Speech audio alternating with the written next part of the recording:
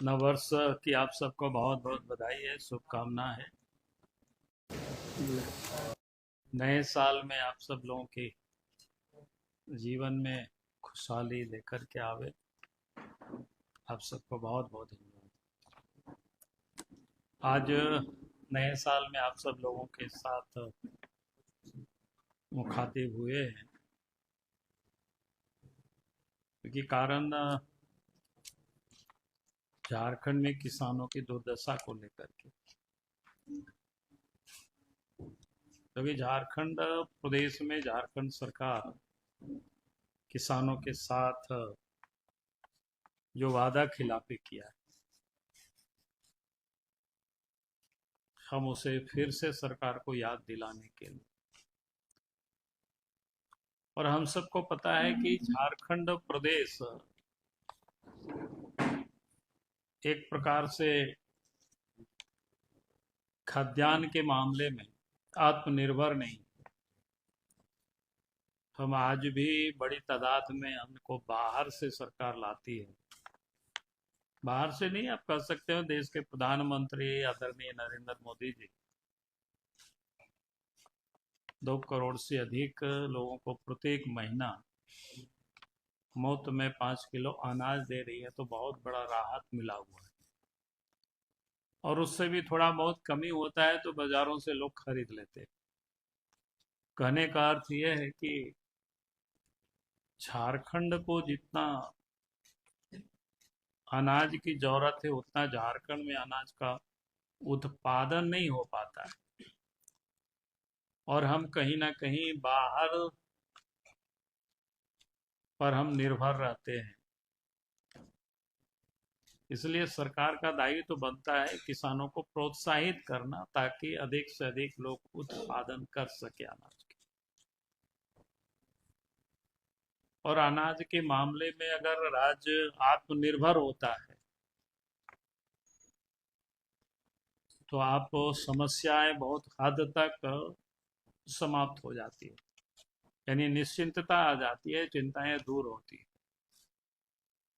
और सरकार का दायित्व या धर्म बनता था किसान या झारखंड अपने पैरों पर खड़ा हो, अर्थात झारखंड को जितनी अनाज की आवश्यकता है, भोजन की आवश्यकता है, उतना किसान यहाँ खुद पैदा करे। उसके लिए सरकार को प्रोत्साहित करना चाहिए था जनता को। लेकिन झारखंड सरकार ने प्रोत्साहित करने के बजाय झारखंड की जनता को इन्होंने ठगा है। और मैं इसलिए भी इस बात को कह रहा हूं क्योंकि आप ध्यान देंगे कि पिछले दिनों जब चुनाव हो रहा था, चाहे कांग्रेस पार्टी हो या झारखंड मुक्ति मोर्चा हो, दोनों ने ही झारखंड की जनता से वादा किया था कि हमारी सरकार बनेगी तो 3200 रुपया प्रति क्विंटल धान की खरीदारी करेंगे। लेकिन उन्होंने 3200 रुपया प्रति क्विंटल खरीदारी के बजाय उन्होंने सीधे 2300 रुपया में खरीदारी कर रही है, और मात्र 100 रुपया बोनस, यानी इसको 2400 रुपया कह सकते हैं। तो झारखंड सरकार तो मात्र 100 रुपया दे।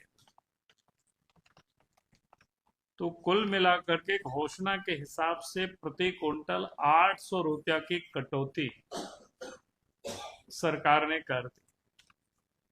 तो किसान कैसे प्रोत्साहित हो?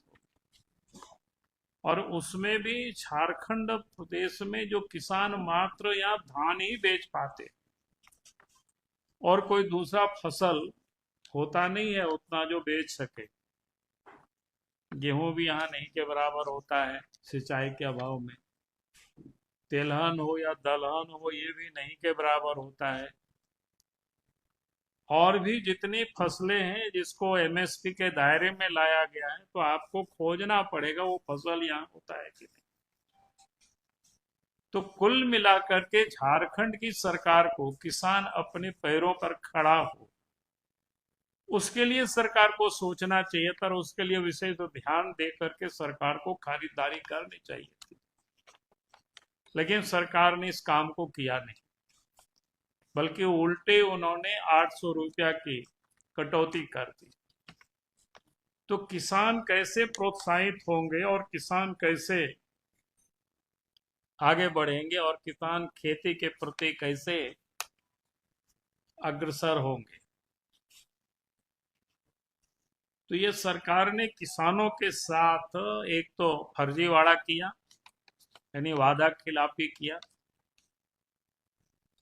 और दूसरा किसानों को एक तो विलंब से खरीदारी भी प्रारंभ किया, वो भी दिन दिन भर किसानों को खड़े रहना पड़ता है, वहां भी कोई दुकान खुला नहीं रहता है, जो शिकायतें आई है जगह जगह से, ताकि किसान हार मार करके कहीं अन्यत्र बाजार में 1800-1900 रुपया कुंटल धान बेचने को मजबूर है। ये सब जगह की यही शिकायतें आ रही है। फिर किसानों की भी धान को प्रत्येक कुंटल मॉइस्चर के नाम पर 10 से 15 किलो वजन में सीधे उसको भी कटौती कर रही। यानी एक तो उन्होंने कीमत में उनकी कटौती की जो उन्होंने घोषणा के अनुसार नहीं दिया। हकीकत में क्या था कि हेमंत सोरेन को किसानों को प्रोत्साहित करने के लिए देना चाहिए, तभी तो किसान, बल्कि यहाँ तो एक ही फसल लोग किसान लगाते हैं और प्रोत्साहित होते। यहाँ तो किसानों को अधिक लाभ दे करके और पैदावार को बढ़ाने के लिए सरकार को पहल करनी चाहिए थी। लेकिन सरकार ने जिस प्रकार से पिछले साल या उससे पूर्व भी आप सब लोगों ने देखा होगा कि पहले एक दो मौसम में तो फसल ठीक से नहीं हुआ, जितना हुआ भी तो एक एक साल में पैसा लोगों को दिया था। यानी झारखंड में किस प्रकार से किसानों के साथ सरकार नाइंसाफी करती है, तो झारखंड कैसे आगे बढ़ेगा, कैसे तरक्की होगा, किसान कैसे आत्मनिर्भर होंगे? देश की जैसे केंद्र की सरकार ने कहा तो कि साल में 6,000 रुपया उनके खाते में भेज रही है। अभी आपने देखा कि 1 तारीख को ही देश के प्रधानमंत्री आदरणीय नरेंद्र मोदी जी जो दुनिया के बाजारों में जब यूरिया डीएपी यानी खाद की जो कीमतें बढ़ी तो यहाँ सब्सिडी उन्होंने बढ़ा दी ताकि किसानों को मार नहीं पड़े, किसानों को लाभ कैसे मिले, उसके लिए देश के प्रधानमंत्री आदरणीय नरेंद्र मोदी जी चिंता कर रही है। और आज भी जो भारतीय जनता पार्टी का जो बगल में पड़ोस से उड़ीसा राज्य है, वहां 3100 रुपया प्रति कुंटल धान खरीद रही है, मैंने बोनस को जोड़ करके। और उसी प्रकार से छत्तीसगढ़ में भी सरकार खरीदारी कर रही है, और वहां तो 15 नवंबर से ही खरीदारी भी प्रारंभ किए हैं।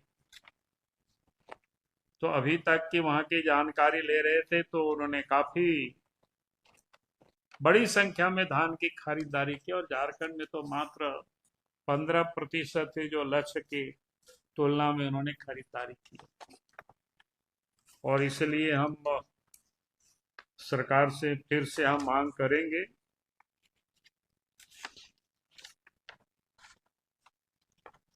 कि सरकार जो उन्होंने घोषणा किया था चुनाव के समय जो वादा किया था कि 3200 रुपया प्रति क्विंटल धान की खरीदारी करे सरकार, और पैक्स और लैंप्स के केंद्रों पर जो कटौती कर रहा है किसानों की धान की, उसको भी तत्काल सरकार बंद करे, उसको ट्रांसपेरेंसी उस पर लावे सरकार, ताकि किसानों को कोई नुकसान नहीं हो।